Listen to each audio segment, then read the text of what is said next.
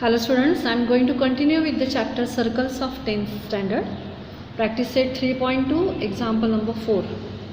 So in the figure, the circle with center P and Q touch each other at point R. So see here, so these are the two touching circles and they touch each other at point R. A line passing through R meets the circle at A and B. तो यहाँ से जो line पास हो रही है R से, it meets this circle at point A and here at point B,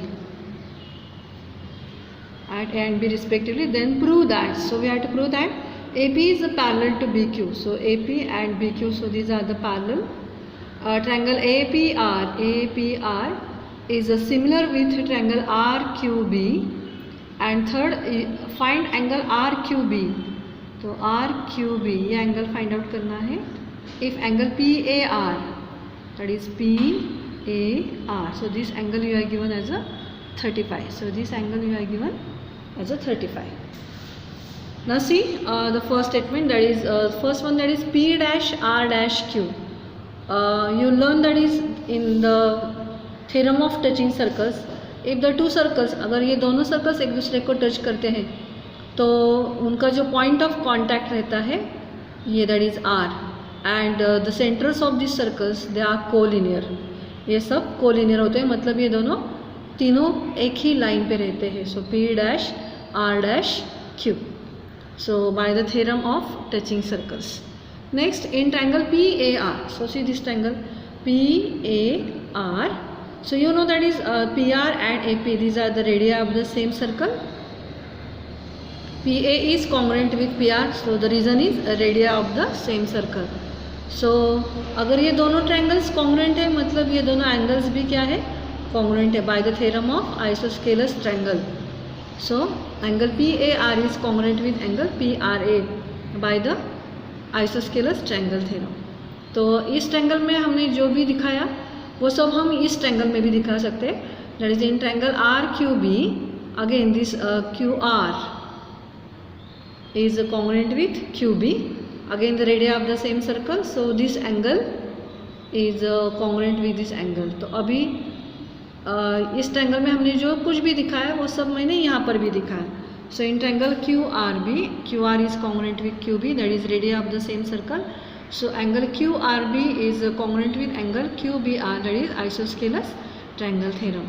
तो यहाँ पे हमने ये दो एंगल्स कॉन्ग्रुएंट दिखाए, यहाँ पर भी दो एंगल्स कॉन्ग्रुएंट दिखाए. इन दोनों के लिए मैंने 1 and 2 ऐसे नंबर्स दिए हैं. Now see this two angles, मैं यहाँ पे थोड़ा स्टार करती हूँ, हमें इन दोनों में कंपेयर करना है. तो थोड़ा सा केयरफुली आप देख सकते हो. Angle PAR is congruent with angle PRA and QRB is congruent with QBR.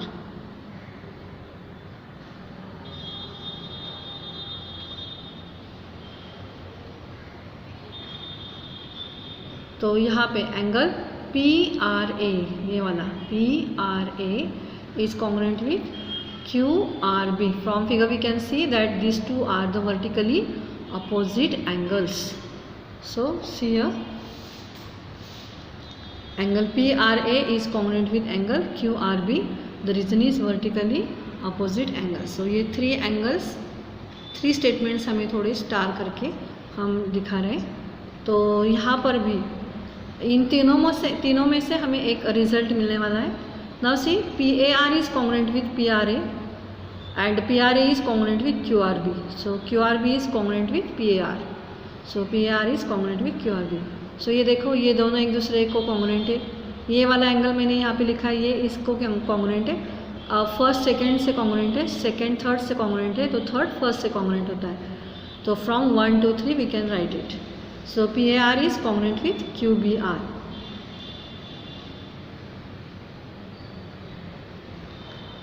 मतलब थोड़ा सा हम फिगर में देखते हैं PAR and QBR. So PAR and QBR, मतलब ये दोनों एंगल्स हमने कॉन्ग्रुएंट दिखाए हैं. तो यहाँ पे आप देख सकते हैं ये वाला जो एंगल है वो हमें Z करके दिखाई दे रहा है, ये वाला एंगल और ये वाला एंगल हमने कॉन्ग्रुएंट दिखाया. तो PAR is congruent with RBQ और QBR। मतलब ये दोनों एंगल्स कॉन्ग्रुएंट है। So AP is parallel to BQ, तो AP एंड BQ दोनों पैरेलल हुए because alternate angles are congruent. So AP is parallel to BQ, that is alternate angle test. जो हमें ये पहला वाला आंसर प्रूव करने के लिए बोला था वो हमने प्रूव करके दिखाया, that is AP is parallel to BQ। Now see in triangle APR in triangle RQB, अब ये जो दोनों ट्रायंगल्स है वो हमें सिमिलर दिखाने हैं। उसमें से भी हमने अभी दिखा दिया कि ये दोनों एंगल्स कॉन्ग्रुएंट है because these are vertically opposite angle, और ये वाला एंगल और ये वाला एंगल अभी हमने कॉन्ग्रुएंट दिखाया। So by A test both the triangles are similar. So see here that is PAR is congruent to QRB, PAR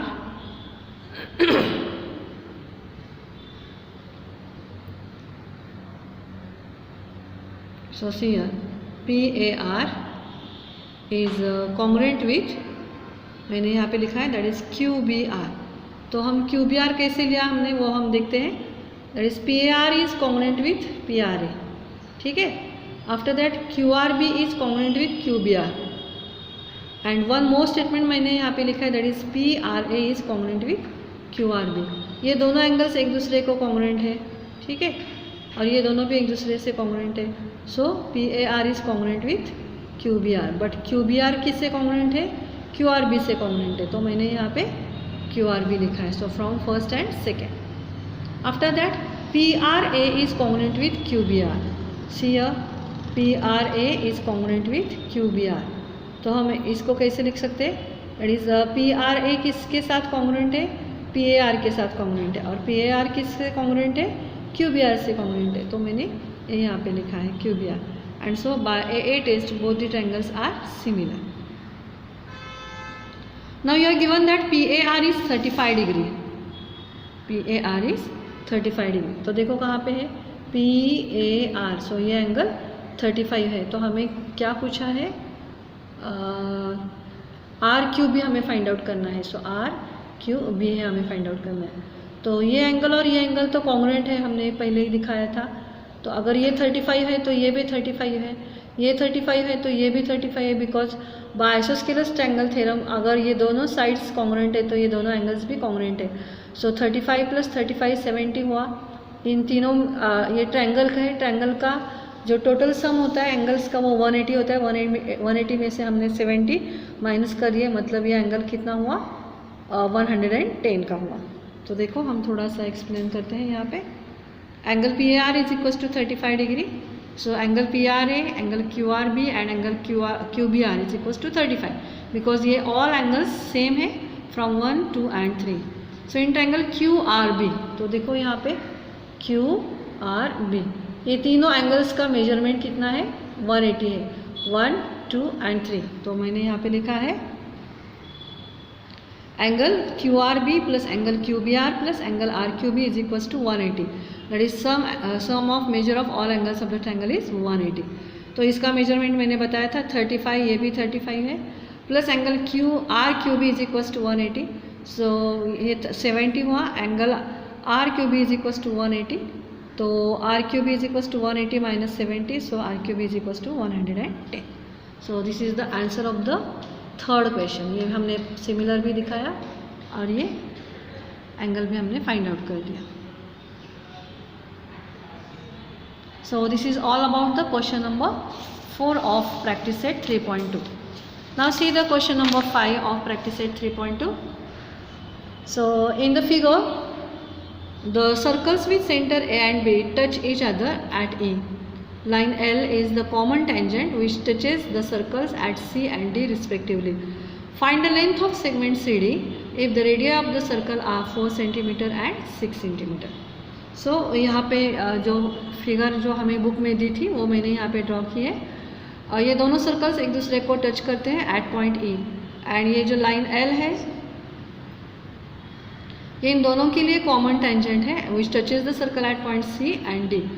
तो हमें फाइंड करना है, find the length of segment CD। तो ये CD का लेंथ है वो हमें फाइंड आउट करना है। If the radius of the circles are 4 and 6 centimetre. तो ये छोटा सर्कल है, उसकी रेडियस है 4 एंड बड़े वाले सर्कल की रेडियस है 6 सेंटीमीटर। सो यहाँ पे हमने कुछ कंस्ट्रक्शन किया है। तो मैंने ये ए ई बी ज्वाइन किया है। So these are the centres of the circle and this one is the point of contact. After that we join this radii that is A C and B D. तो मैंने ये दोनों radius join कर दी। ये radius है 4 और ये बड़ी रेडियस है वो 6 है। तो ए से मैंने ये बी डी पे एक परपेंडिकुलर ड्रॉ किया है। सो यहाँ पे हमें एक ट्रायंगल दिखाई दे रहा है that is A M B. So it is a right angle triangle. Now we have to find out the C D. So see how we can find out. So the first statement is A dash E dash B. ये तीनों भी collinear है by the theorem of touching circles, you know it very well. Now A E is equals to A C. See A E and A C दोनों की length same है because these are the radii of the same circle, as well as B E and B D ये दोनों भी same ही है।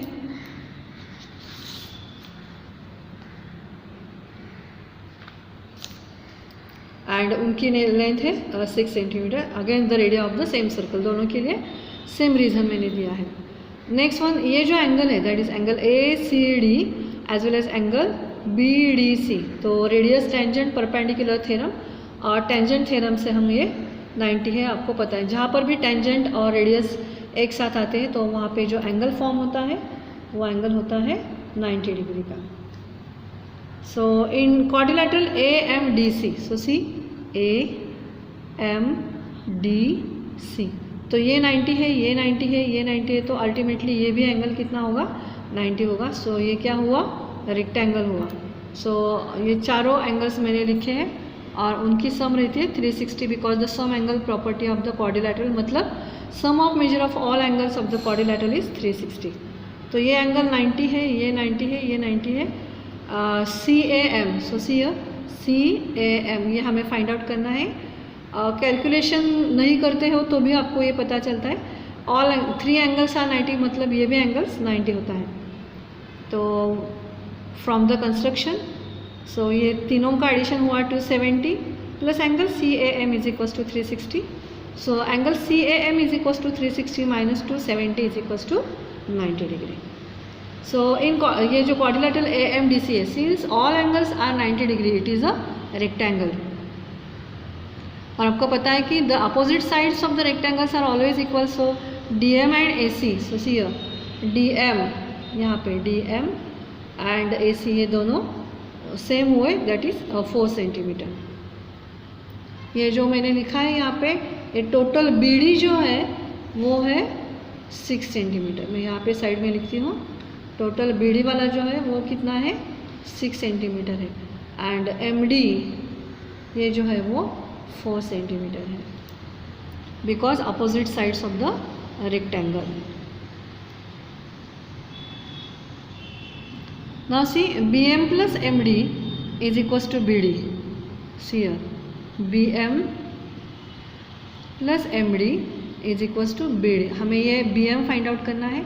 ये B M कितना होगा हम वैसे भी बता सकते हैं, दैट इज़ 2। तो B M plus M D is equals to B D since B dash M dash D. तो B M plus 4 is equals to 6। So B M is equals to 6 minus 4 that is 2 centimetre. वैसे हम A B के लिए करेंगे। सो ये A B वाला जो है टोटल, तो हमें पता है कि A is the radii of this circle which is nothing but the 4 and B is the radii of this circle which is nothing but 6। तो टोटल ए बी कितना हुआ 10 हुआ by the addition of this one. So A B is equals to A E plus B E that is A dash B by the theorem of touching circles, you know it very well. And A B is equals to 4 plus 6 is equals to 10। तो हमने A B भी find out कर लिया and B M भी हमने find out किया। So see this right angle triangle A M B, उसमें से हमें बी डी पता है 2 है एंड ए बी भी पता है दैट इज़ 10 है। तो हम easily A M find out कर सकते हैं और जितना ए एम होगा उतना भी सी डी होगा because it is a rectangle and opposite sides of the rectangle are same. So we going to put down the Pythagoras theorem here. So in triangle A M B, angle A M B is equals to 90 degree and we going to put down the Pythagoras theorem here. So A B square, see A B is the hypotenuse because यहाँ पे जो angle है वो है 90 degree, ये बाहर 90 है मतलब यहाँ पर भी वो 90 ही है। तो in right angle triangle A B is the hypotenuse, so A B square is equals to B M square plus M square.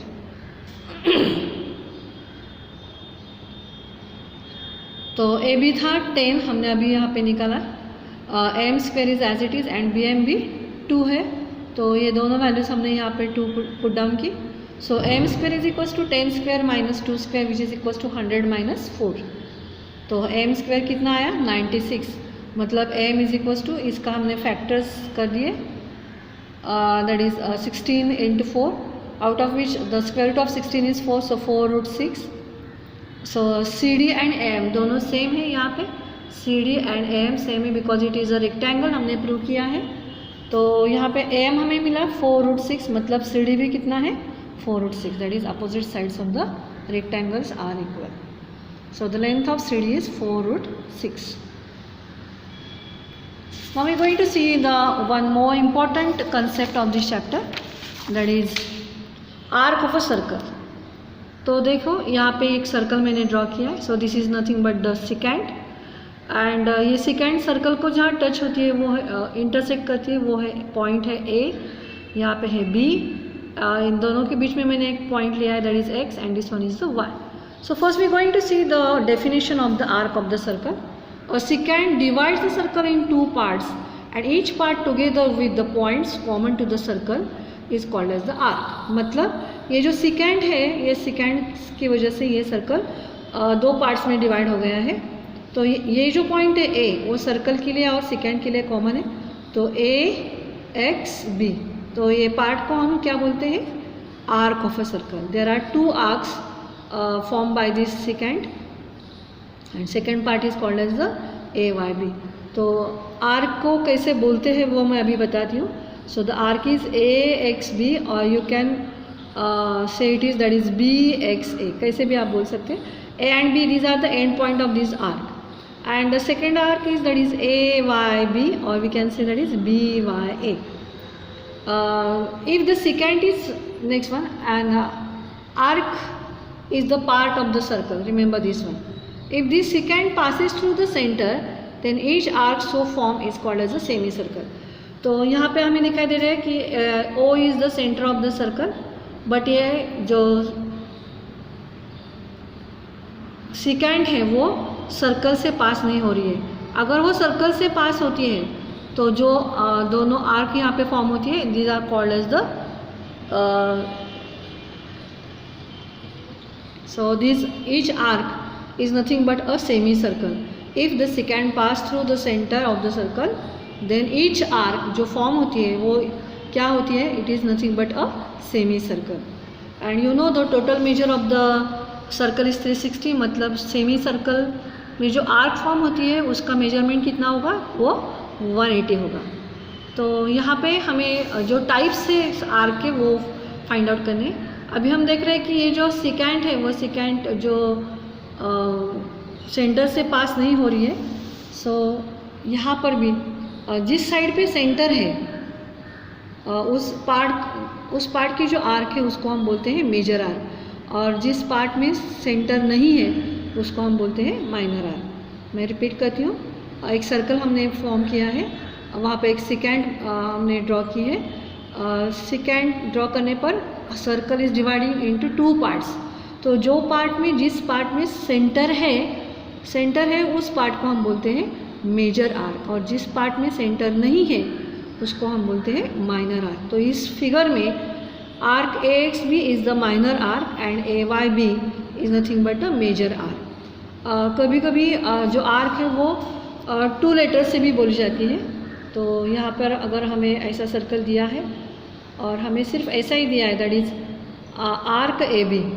If you are given that is arc AB, then if the arc is denoted by only 2 letters, then remember that it is always a minor arc। हमेशा से arc 3 letter से हम denote करते हैं, A X B और B X A, यहाँ पे A Y B और B Y A। लेकिन अगर आर्क 2 लेटर से ही डिनोट करते हैं तो हम आपको समझ जाना चाहिए कि ये जो आर्क है जो 2 लेटर से ही दिखाई गई है, it is always a minor arc. So if a line L does not pass through the center, then the arc on the side of the center is called as a major arc, and on the other side of the center is called as a minor arc.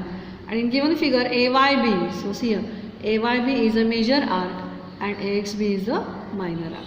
So this is all about the arcs of the circle, and the remaining concept of the circle we will see in the next lecture. Thank you.